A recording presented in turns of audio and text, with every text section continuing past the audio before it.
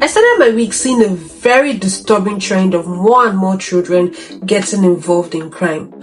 Some of them, you could tell that those children knew exactly what they were doing.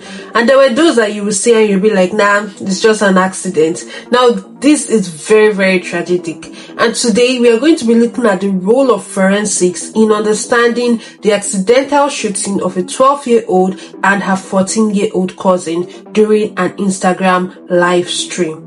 On March 25, 2022, in St. Louis, Paris Harvey, who was aged 12 at the time, accidentally shot her cousin Coran Harvey, aged 14, before turning the gun on herself. The incident happened just after 2 a.m. at an apartment complex near 10th and Spruce Streets during a family gathering and was live streamed on Instagram. When authorities arrived, they initially classified the case as a murder-suicide. However, the family insisted it was a tragic accident. Shinais Harvey, mother of the 12-year-old Paris, said, "Everybody was getting together to celebrate, and so the younger kids. They got a bed and breakfast. They were making a video and she was playing with the gun, but it went off and hit him. She dropped the gun and it fell, and it went off to my knowledge. And then she picked it up. She picked it up by the barrel and it went off, and that's all I know. It was not a suicide. It was just a freak accident." Shinais Harvey said her nephew was also her godson, and she didn't know who the gun belonged to or how her daughter found it. With all that family there, they should have basically made sure she was okay, she added. "Everybody should have stuck with somebody. We've got to look out for each other. We are a family and they are young." Now let's look at the forensic analysis and the crucial role it played in determining the sequence of events.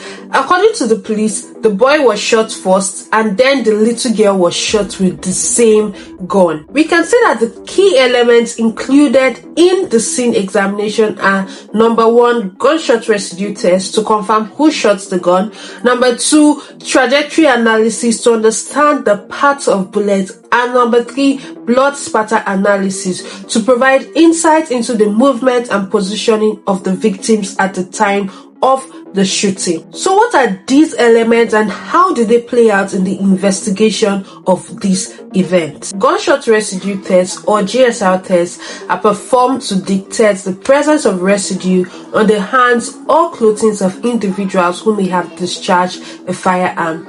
In this case, forensic experts would have likely tested Paris and Coran to confirm who handled the gun. In trajectory analysis, it involves mapping the bullet paths to reconstruct the shooting sequence. Ballistic experts would examine the angle and entry of the bullet to confirm whether the shooting is consistent with an accidental discharge or it was an intentional shooting. Now, if there was a shooting, that means there will definitely be blood at the scene. And this leads us to blood spatter analysis, which can provide very crucial information on the positions and actions of the individuals involved. The shape, the size and distribution of blood stains can help to understand the events that took place, can help to reconstruct the crime scene. Now, don't forget that this event was live streamed on Instagram. So that means we have what? Digital evidence. And this is actually going to help to determine the children's actions and interactions before the discharge, as well as to help the family side, their own story, to corroborate their story that, oh, it was an accident. It was a very tragic accident. It was an accidental shooting too. The interesting thing about this investigation is that it doesn't just stop there.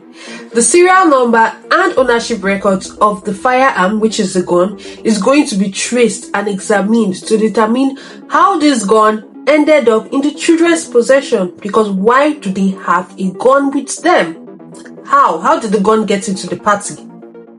And this could lead to charges against the owner of this gun for improper storage or negligence. All of these forensic elements help to reconstruct the crime scene, help to provide a comprehensive picture of the incidents that took place to uncover the truth. Because what if it was somebody else that shot them and then put a gun in their hands? So nobody knows, and that is why all of these evidences come together to play a very significant role in reconstructing a crime scene, in determining or in helping justice to prevail. This tragic story emphasizes the importance of gun safety and proper storage. If you have a gun, please keep it out of reach of children.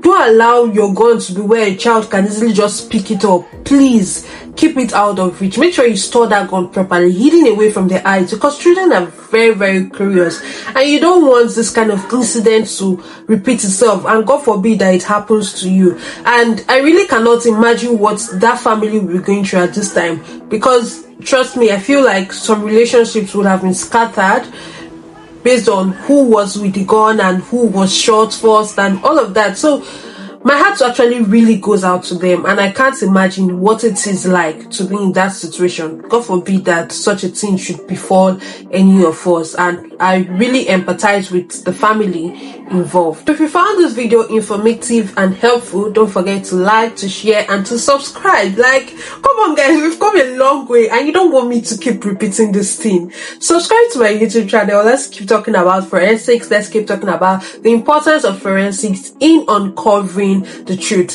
Thank you very much for watching this video. Till I come your way next time. Bye.